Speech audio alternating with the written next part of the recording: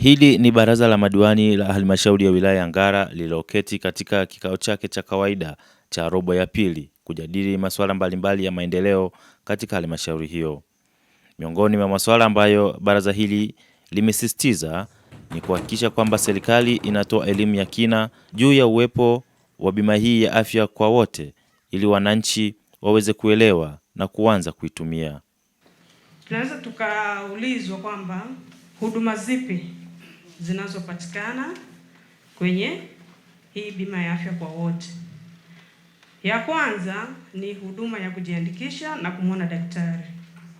Pia tuna huduma za vipimo vya maabara. Tuna na dawa, lakini pia tuna huduma ya rufaa. Tunavyojua kuna mtu mwingine anaweza akapata tatizo akaanzia katika ngazi ya chini, lakini ikaonekana kwamba lile tatizo lake linahitajika kwenda ngazi ya juu, kwa mfano kutoka zahanati kwenda kituo cha afya au hospitali.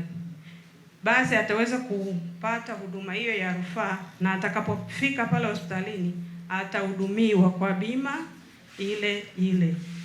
Kwa hiyo bima hii itafanya kazi katika ngazi zote za vituo vyetu vya kutolea huduma.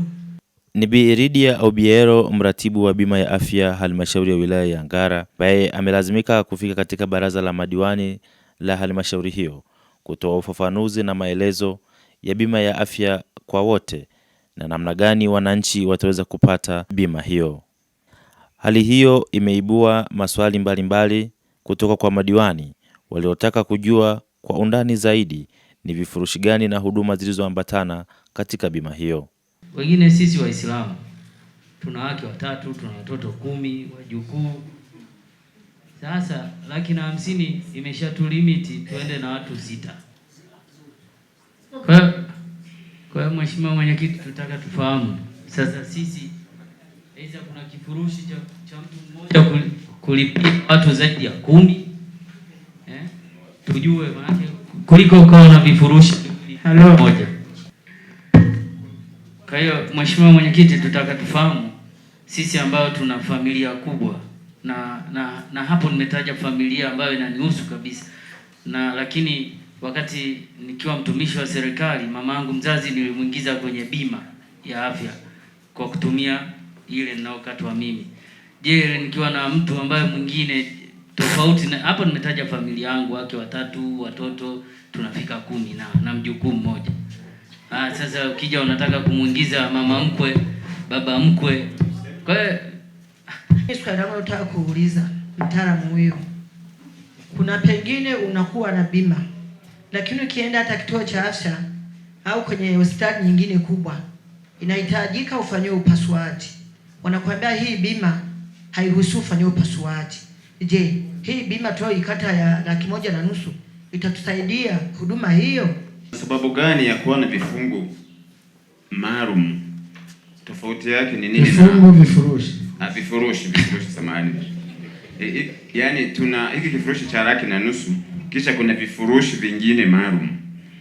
Kuna manufaa gani ya hiki kifurushi cha 1,500,000 au tofauti na kile kifurushi kingine maalum? Baada ya vuta ni kuvute na maswali ya hapo kwa hapo kutoka kwa madiwani, Bi Lydia anarudi kutoa ufafanuzi na maelezo ya kina juu ya bima ya afya kwa wote. Hii ni Wasafi Media na mimi ni Alawi Kaboyo. Taratibu walioweka kwamba wale wategemezi wawe akina nani, ndio wakachambua kwamba wawe ni mwenza, watoto, wakwe, wazazi na mdogo, mtu asiyezidi miaka 21. Endapo kaya ina zaidi ya watu 6, kwamba familia moja wanaweza wakawa na watu wengi wanaozidi 6. Wale wanaobaki wanatengeneza kaya nyingine. Kwa hiyo kaya ya kwanza itakuwa na watu 6 na wale waliozidi watatengeneza kaya nyingine. Kuna mjumbe pia ameuliza kuhusu upasuaji.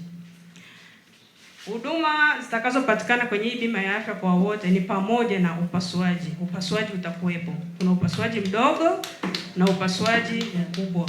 Kwa hiyo gharama ya 1,500,000.